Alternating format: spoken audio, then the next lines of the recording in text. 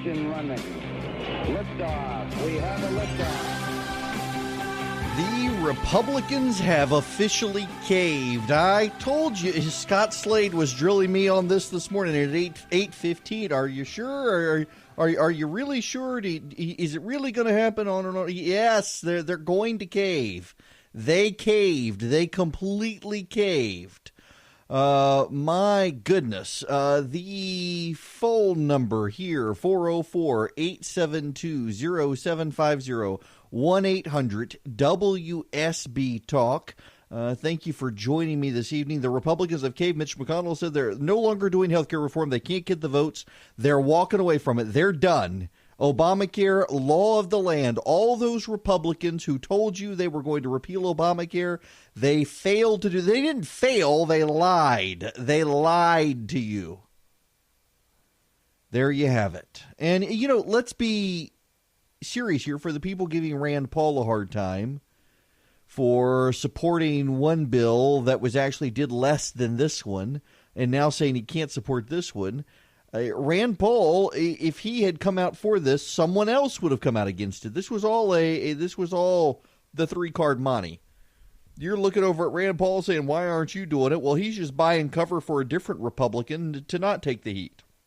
Meanwhile, Bob Corker says he's not going to seek re-election in 2018. That's the senator from Tennessee.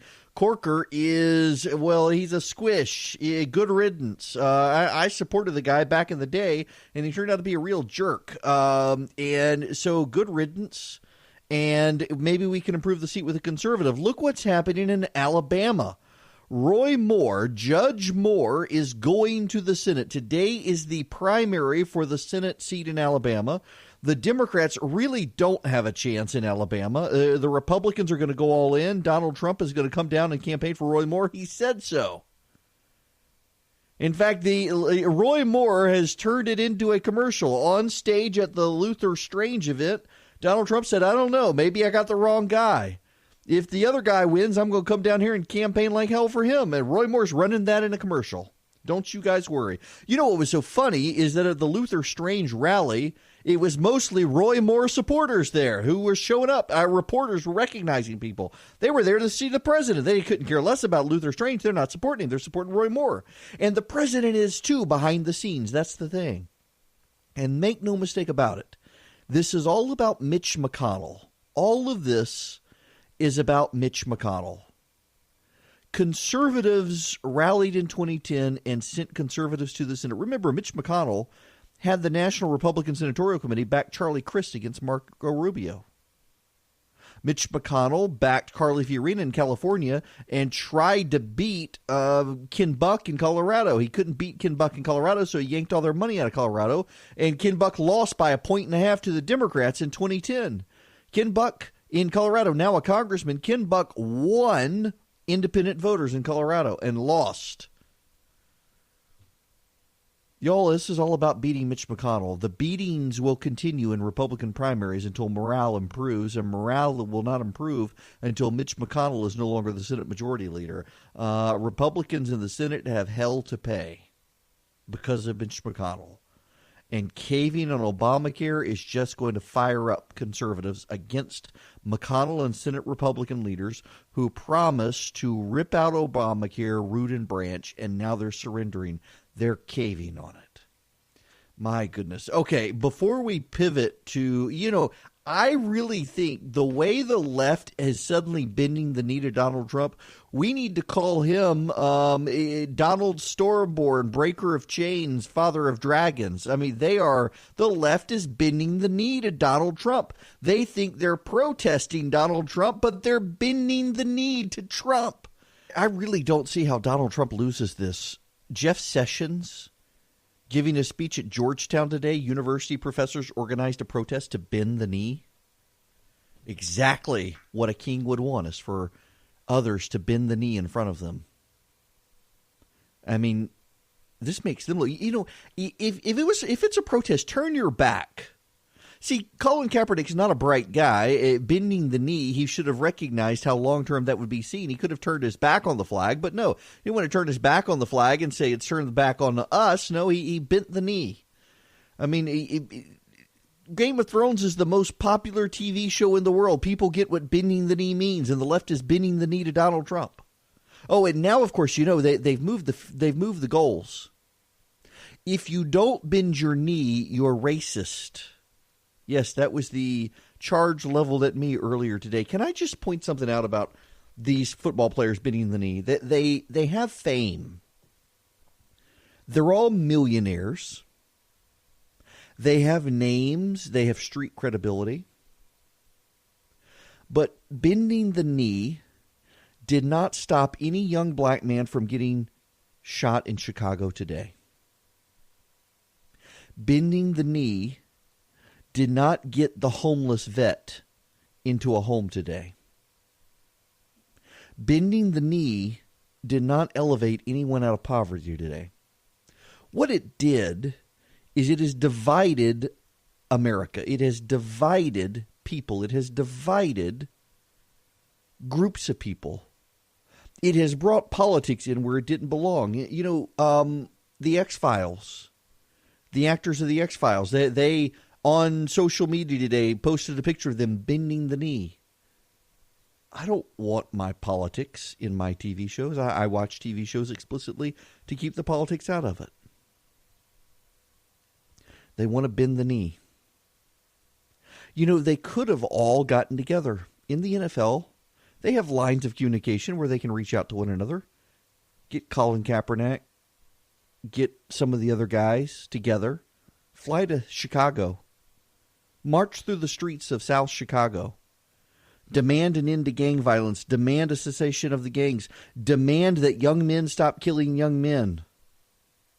They could have used their fame and fortune that way. They could have protested that way. They could have actually taken their fame and used it to make it about the cause they say it is instead of making it about themselves. But they made it about themselves. They hijacked something that unified Americans and chose to use that to divide Americans, claiming that they never represented them to begin with. They could have used their fame for good purposes, but they chose to divide Americans. They chose to politicize that which is supposed to unite us. They could have made the same point. And now they're saying it's not about the flag. They're saying now it's about Trump.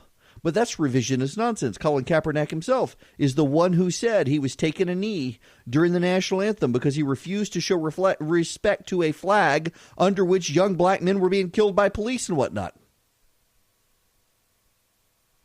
He politicized it. They politicized it. All Donald Trump did was respond to it. And now what are they doing? Their symbol of protest is to bend the knee.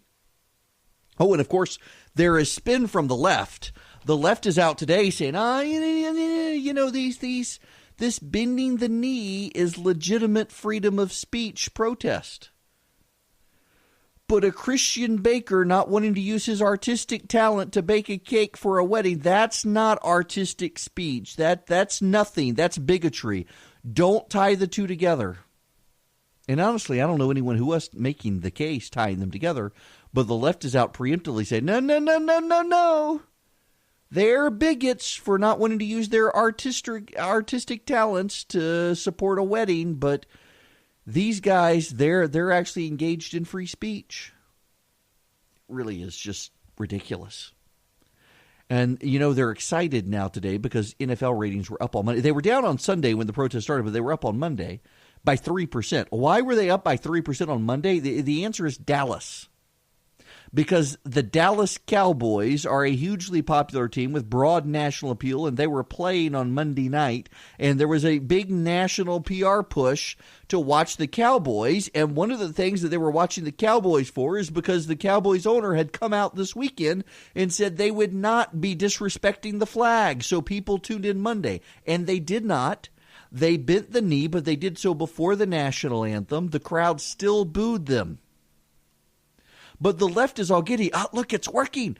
The ratings are up. People watched. Now, I thought the left wanted ratings to go down. I thought the left wanted football shut down. But now, suddenly, because it's against Donald Trump, again, this is the level at which Donald Trump is controlling them. In addition to Donald Trump getting them to bend the knee before him, Donald Trump is controlling what the news media covers, how the news media covers it, and what the left does. The left wanted to shut down football. Donald Trump criticized football. Suddenly, football is a sport. Everybody's going to have to play it. Pretty soon in public schools, it's going to be mandatory football playing as a sign of protest against Donald Trump. The NFL will love that.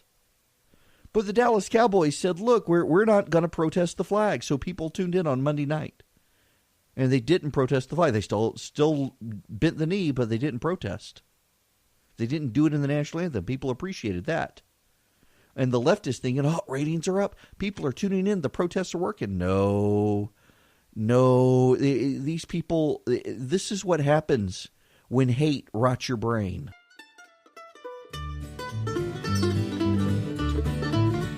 It's 26 after the hour. First of all, thanks to the number of you who have just reached out to me and said very kind words about the standalone podcast I did yesterday on just from a Christian worldview, what's happening and how do you deal with your kids. And so the world looks like it has lost its mind. We are doing standalone podcasts for subscribers to the podcast, and you can become one and get the show notes simply by texting the word show, S-H-O-W, to 444-999. Text the word show to 444-999. And I'll send you back a text. It'll ask for your email address, and just reply with it when you get a chance. And it'll subscribe you to the show notes. It'll also send you the iTunes and the Google Play links for the podcast where we get the extra interviews. I'll have one going up soon with Ken Cuccinelli and Not Everything's Political segment. And also the one from yesterday, again, completely free. And it's just, how do you explain from your worldview perspective, from your faith perspective, what's going on in the world and what should we be doing about it?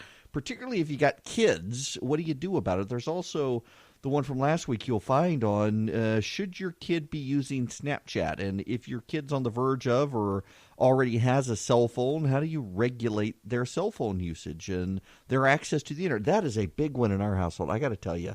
And it's one that is a constant source of trouble, and there is no easy answer. It is so frustrating these days. Kids have access to so much, and I was really shocked. You know, rarely does social media shock me. But I was lamenting online how easy it is for kids to get access to pornography. And the number of people, including people who had like Bible verses in their Twitter bio and stuff, that replied back, oh, they're going to find it anyway. You might as well just make sure they do it in a safe environment.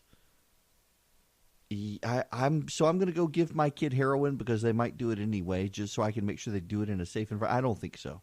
Doesn't work that way. It really doesn't. When we come back, the school protest up in Cherokee County, it's taken a turn. It's become an interesting turn. Oh, my goodness gracious. It's becoming a comedy of errors up there.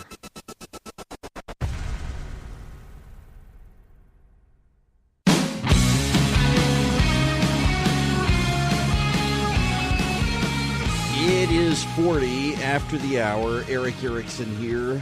Atlanta's Evening News on WSB. The phone number is 404-872-0750, 1-800-WSB-TALK. So up in Cherokee County, they had Lynn Orletsky is still on administrative leave while the school board wraps up the investigation into what she did to the students a couple of weeks ago. For those of you who don't remember, right after the Charlottesville situation, Lynn Orletsky told some boys in her class that they were not allowed to wear Make America Great Again T-shirts, that it was the equivalent of wearing a swastika. She says she wasn't making a political point. She was. The school apologized to the boys, told them it was perfectly okay for them to wear the shirts, and put her on administrative leave. Now, why didn't they fire her immediately? Well, she has a state teacher's contract, and state teacher's contracts, when I was a lawyer, I used to do these contracts for different school boards, and they're fairly pro forma. I mean, no teacher has an agent.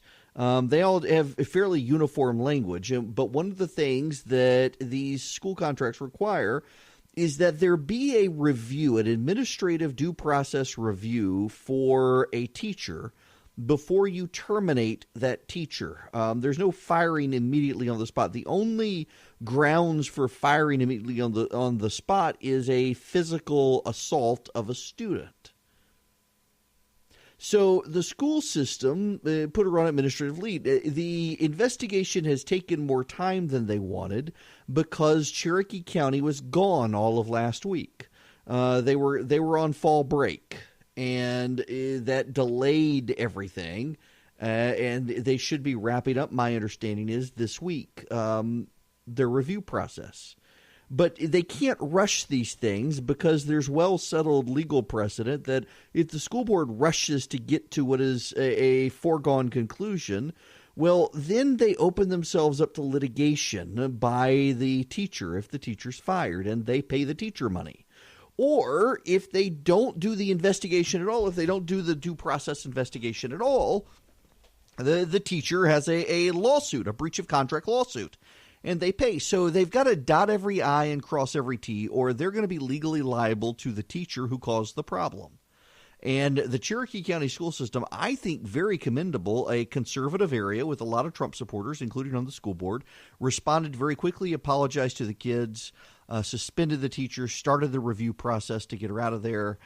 And you would note that the very conservative members of the state legislature who represent Cherokee County have all been highly complimentary of the Cherokee County School Board for expeditiously handling the situation.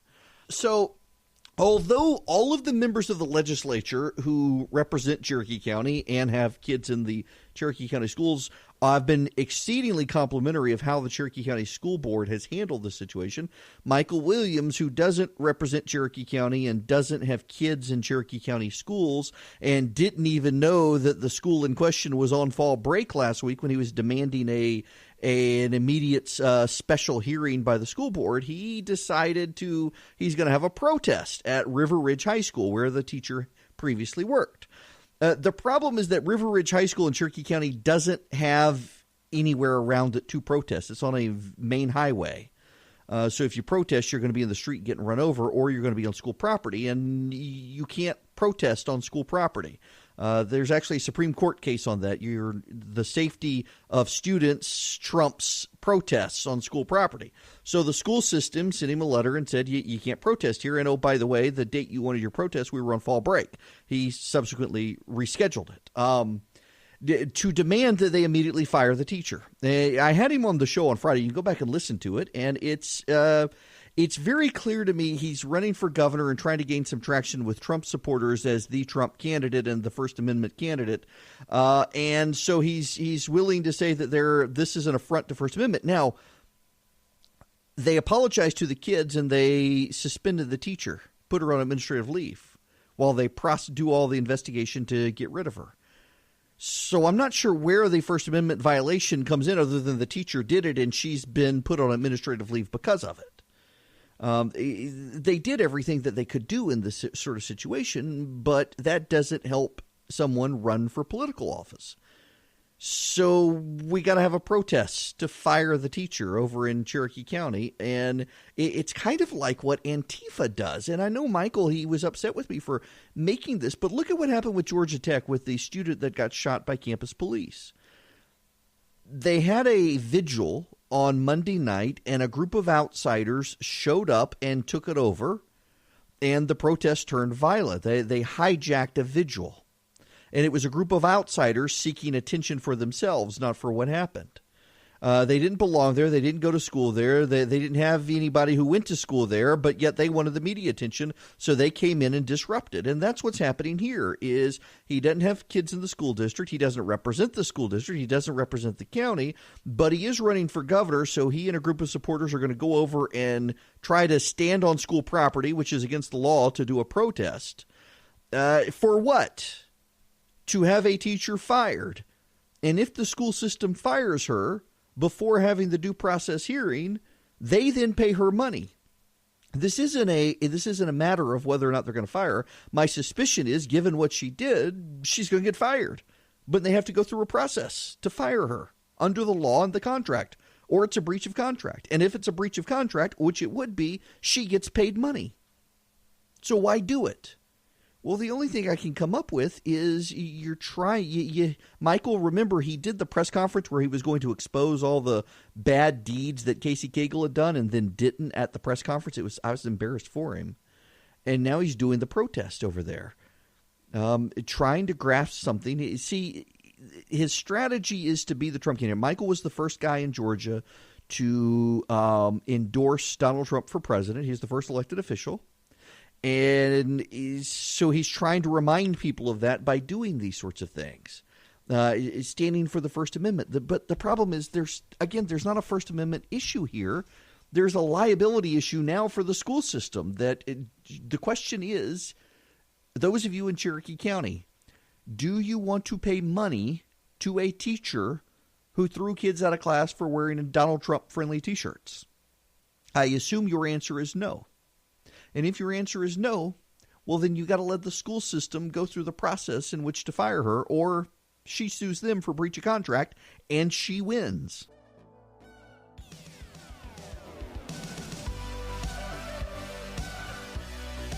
So, the left wants Tom Price to fly commercial. This afternoon, they held a protest at the Department of Health and Human Services.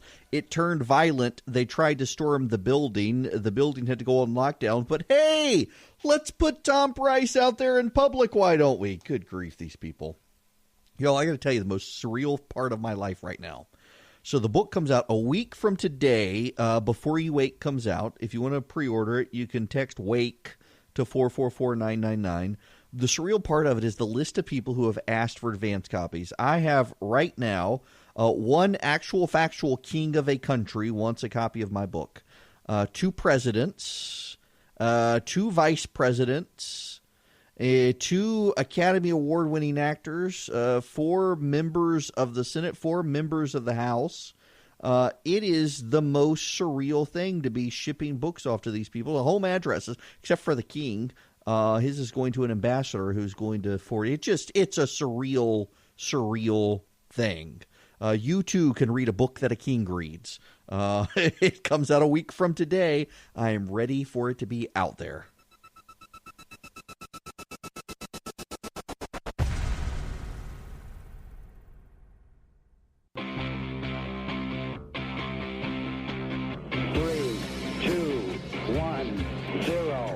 Engine running. Liftoff. We have a liftoff. It's 9 after the hour.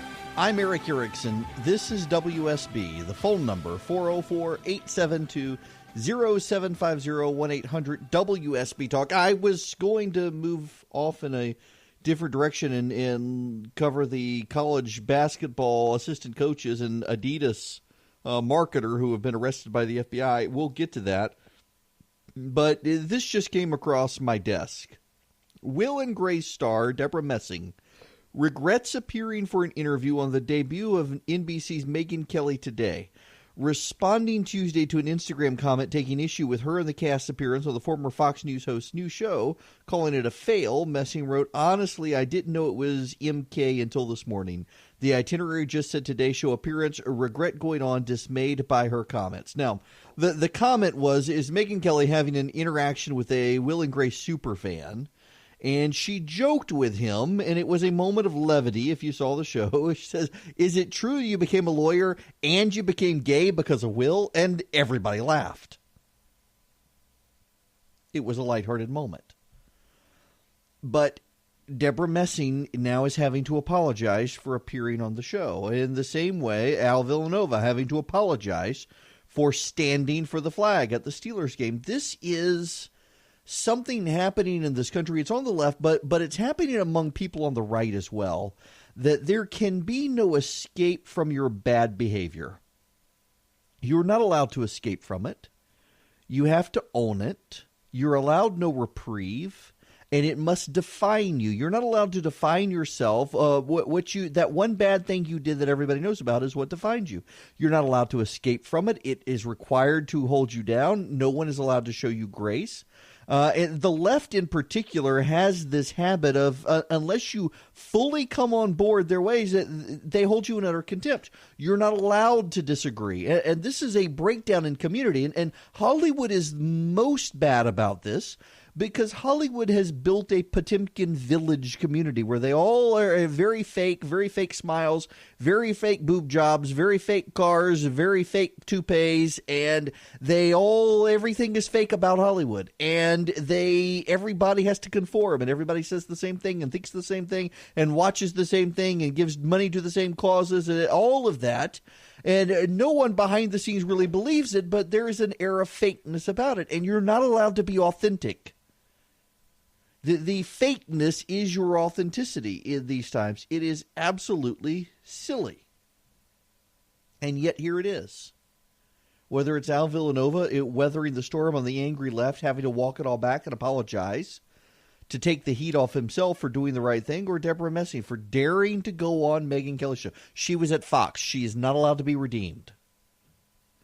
And at some point, when we as a society do this, we just descend into irredeemability and we begin to be pigs in the mud. We revel in our badness. We revel in this. You know, that's one of my concerns with Michael Williams in this protest in Cherokee County is he's not from there. He doesn't have kids there. He doesn't represent the area. He's just doing this to make a name for himself, to run for governor, to get attention for himself. He's going about it the wrong way. Everybody's explained the situation to him. He doesn't care. I know for certain he's been told why it's taking so long. And yet it doesn't matter because he wants PR. And so he's willing to take this teacher and use her and destroy her to build his career. And what the teacher did was wrong. But we can't show the teacher grace. We can't give her what her contract says. She must be fired immediately. She must be destroyed to advance someone's career. And that's what Deborah Messing is doing here. That this woman has to, that Megyn Kelly's show must be destroyed because it would make Deborah Messing look bad otherwise. It's just no grace on either side anymore. So this wasn't a plug of my book intended here, but I actually write about this phenomenon for my kids. Because, you know, this happened to me back in 2009. I said something very awful about David Souter when he was retiring from the Supreme Court. No, I'm not going to tell you what it is. We try to move on. But my first instinct was to double down on it. And it was only later when a friend of mine got in trouble that I realized I couldn't defend her without apologizing for my own actions and using myself as an example of what really was wrong. And all these years later, that was in 2009. We're now, how many years removed from it? 8 years removed from it? 9 years removed from it? And it still comes up. Some people enjoy bringing it up. A decade later, there are some people who would define me by that tweet, who say, you can't listen to this guy because back in 2009 he did this. No amount of apology can ever be enough. If I ever criticize someone for their behavior, others throw that tweet in my face. I think it makes me an expert to say you shouldn't have done this. I shouldn't have done that. It's used by those who don't like me to undermine my credibility. No interview with the press ever passes without it coming up. No profile in any magazine ever lets it get a pass. I'm sure it's going to be in my obituary. Someone's going to carve it on my tombstone. Shakespeare was right. The evil men do lives after them. The good is interred with their bones. I shouldn't have done it. But I did it. And I apologized for it. And it doesn't matter. Because all these years later, the people who don't like me won't let it go, and they don't want anyone else to let it go. They want everyone to know about it because you're not allowed to move on. You're not allowed to move on from the bad things you've done. You have to be anchored and weighed down by them by the world.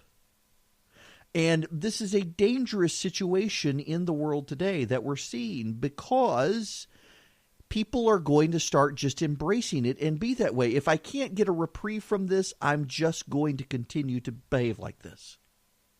So there becomes no incentive to change. There becomes no incentive to grow. There becomes no incentive to apologize. No incentive to mature. You just accept your bad behavior and you stay with your bad behavior. If we as a society can't show each other grace and forgiveness anymore, we really descend to a very bad place and are a terrible example to our kids. And our kids begin to know that there can be no reprieve. Our kids begin to know that the moment they screw up, it's over for them. They might as well give up. And I don't want to live in that sort of world. I don't want my kids to live in that sort of world. My generation, you and me, if you're listening to this, by and large, you grew up without social media, without the internet. And our worst temptations could be constrained because we didn't have access to anonymous online outlets. My kids aren't so lucky. Your kids aren't so lucky.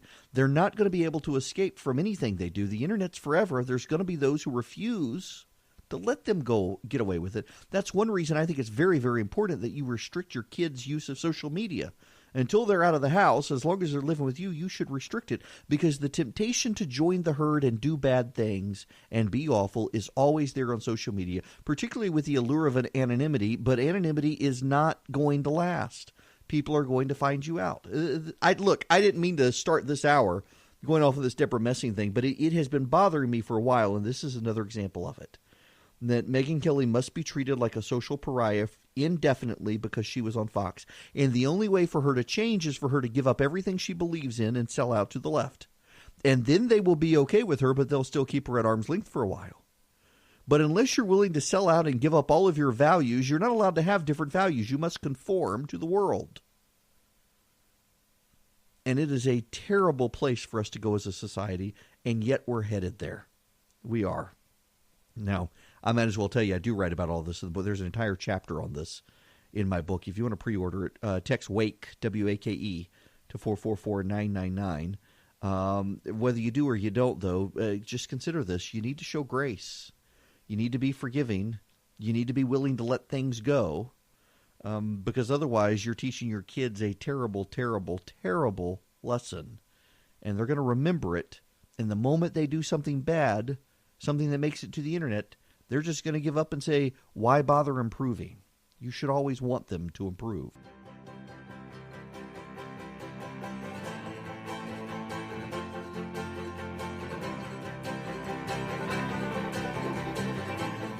"26 after the hour, Erick Erickson here, News 95.5, AM 750, WSB. The ACLU, the American Civil Liberties Union, in Michigan, has begun targeting Christian adoption agencies. Christian adoption agencies will only adopt into married heterosexual Christian couples. You got to share their values for them to adopt children, and the ACLU is taking them to court. Now, what's so funny about this is the ACLU built its name based on the First Amendment.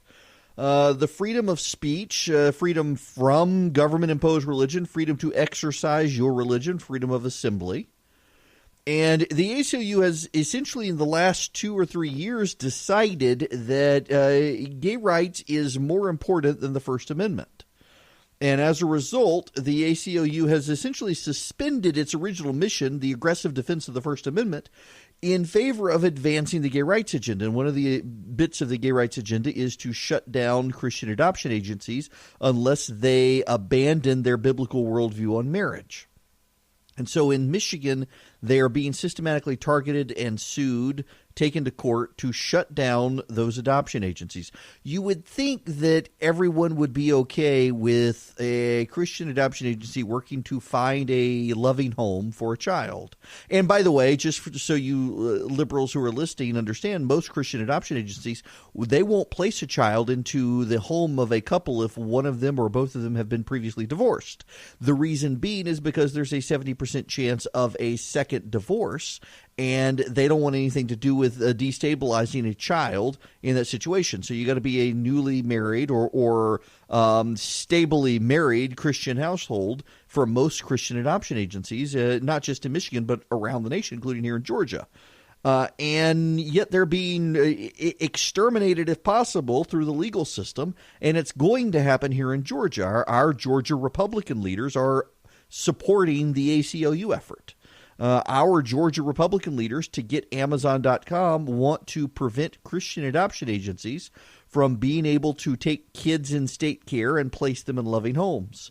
They absolutely refuse to allow it. In fact, they need to update adoption laws in Georgia. The adoption laws in Georgia haven't been updated in 30-some plus years, and the state of Georgia wants to update them, but not to carve out an exception for Christian adoption agencies. They would shut down Christian adoption agencies in the process of updating the laws, and it died last year in the legislature. They're going to bring it back and try again to kill Christian adoption agencies in Georgia.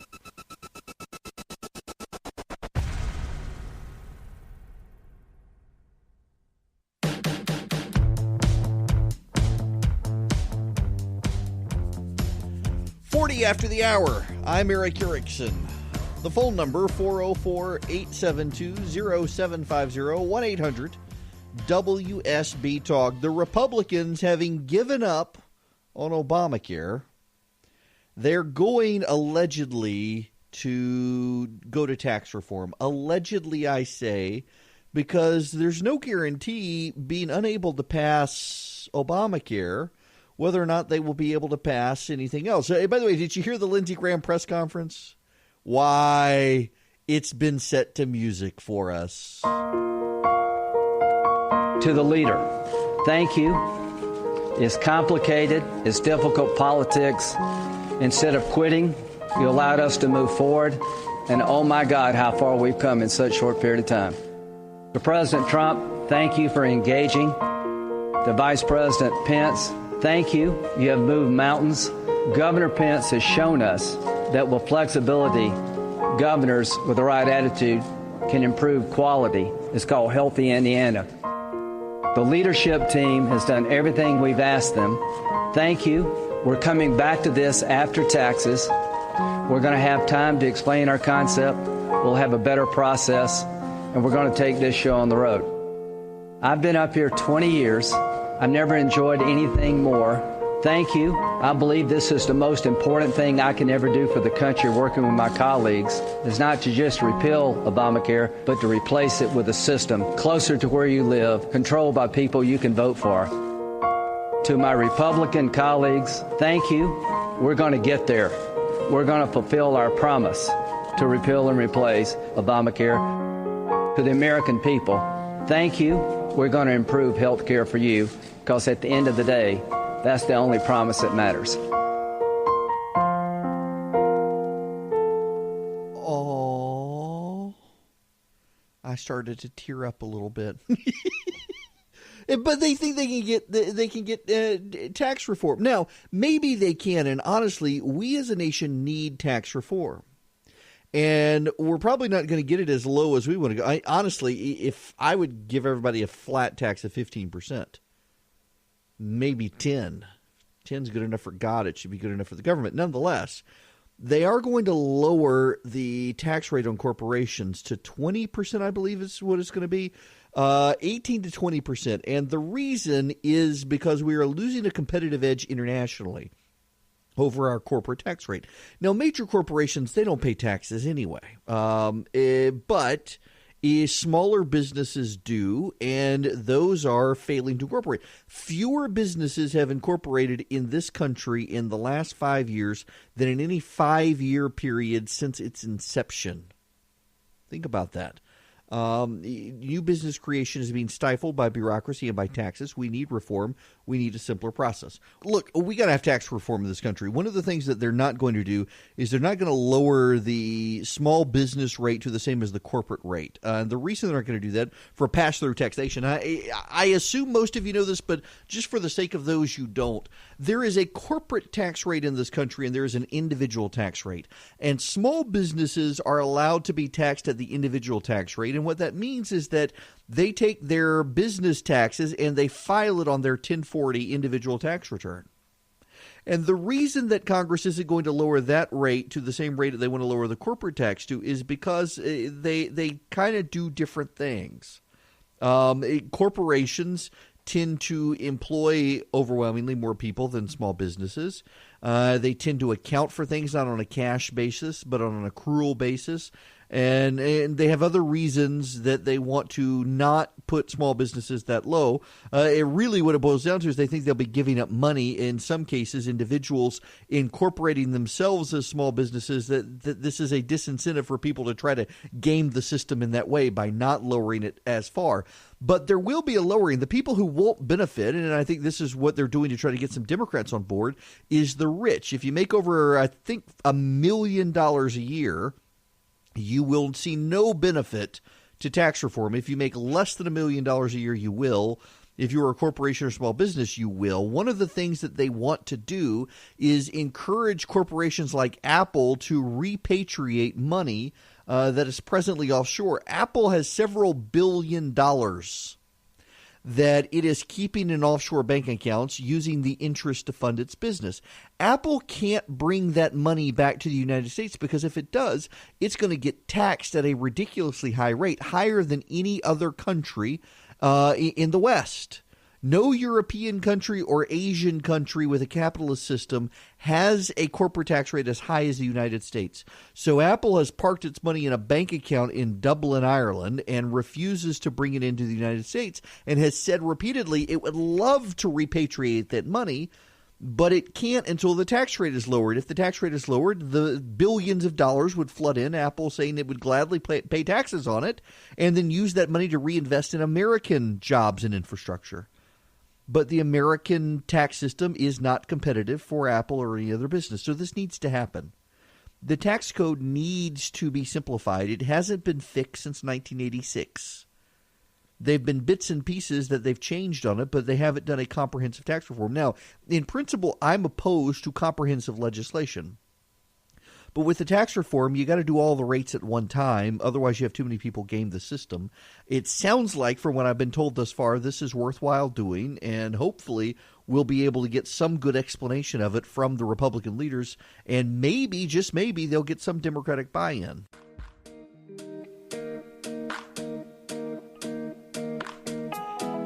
Have y'all just paused for a minute sometime in the last couple of days and realized where we are? So, let's see, we started with the fight over whether or not men should be allowed in our daughters' bathrooms.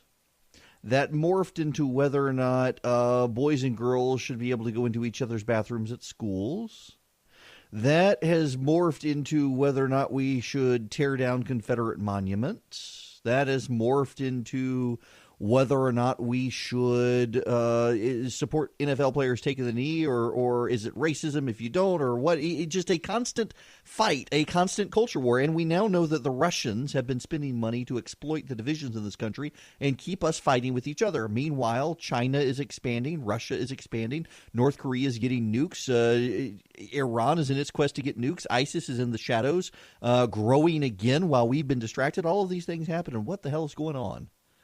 Countdown to Armageddon, if you ask me. I actually put this in a podcast of what is going on, and you can get it. It's completely free. Just subscribe to the show, the podcast. All you do is text the word show to 444-999, because I really think, while all this is going on, we've got all of a sudden it seems like an increase in earthquakes, an increase in volcanoes, an increase in tsunamis, birth pangs of the end times. Just, are you crazy for thinking stuff like that? Let me walk you through that. Just subscribe to the podcast for free. Text the word show to 444-999, because something is going on out there, and the world really has seemed like it's just lost its mind, and I think it has.